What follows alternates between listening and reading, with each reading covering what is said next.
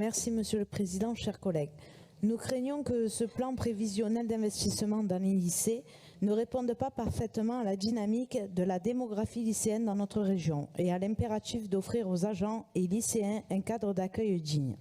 Sur la question de la démographie, le cas de la Gironde nous inquiète à l'heure où le nombre moyen d'élèves par classe dans le département est sensiblement supérieur à la moyenne nationale.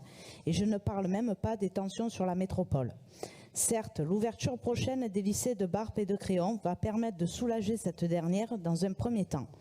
Mais cela va aussi vite être insuffisant au regard du rythme de l'accroissement de la population.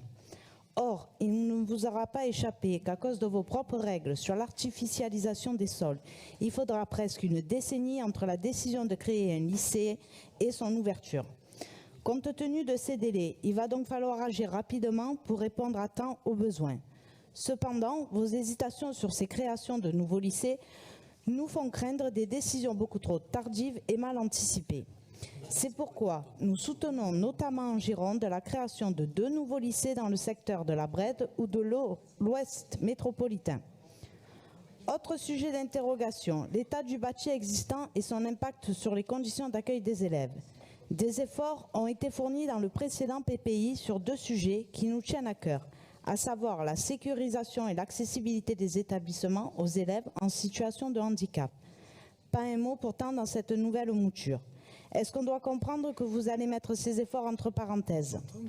Il y a pourtant encore beaucoup à faire, notamment sur la sécurisation des abords des lycées, zone particulièrement sensible et propice aux raquettes, agressions et règlements de compte. Comme on l'a encore vu avec cette agression au couteau d'un élève devant le lycée Paul Guérin de Niort.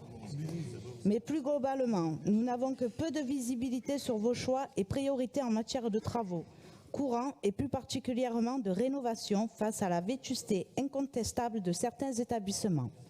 Je prendrai l'exemple récent du lycée Camille Julien de Bordeaux, où des internes ont publié des vidéos de chauffage en panne, de douches couvertes de moisissures et sans eau chaude, ou encore de fenêtres mal isolées. Et malheureusement, nous n'apprenons ces graves problèmes que lorsque des parents ou des enseignants décident de le révéler médiatiquement.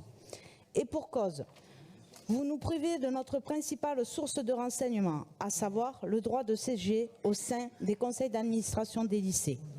Ces conseils d'administration offrent des temps d'échange précieux avec les équipes enseignantes sur les besoins des établissements, les problèmes y compris sur le bâti et leurs attentes. Et empêcher les élus Rassemblement national d'y siéger n'est pas seulement un scandale démocratique, mais une atteinte à notre droit à l'information.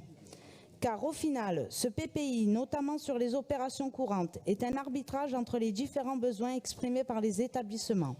Et comme vous nous privez de tous ces renseignements sur ces demandes et d'un suivi de l'élaboration du PPI, nous ne pouvons nous donner un tel blanc-seing.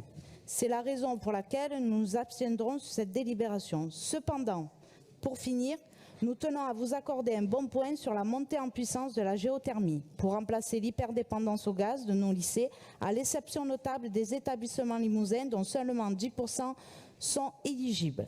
C'est une énergie en laquelle nous croyons beaucoup, réellement propre, décarbonée, peu chère, garante de notre autonomie et qui sera à terme source d'importantes économies sur les charges de viabilisation de nos établissements. Je vous remercie.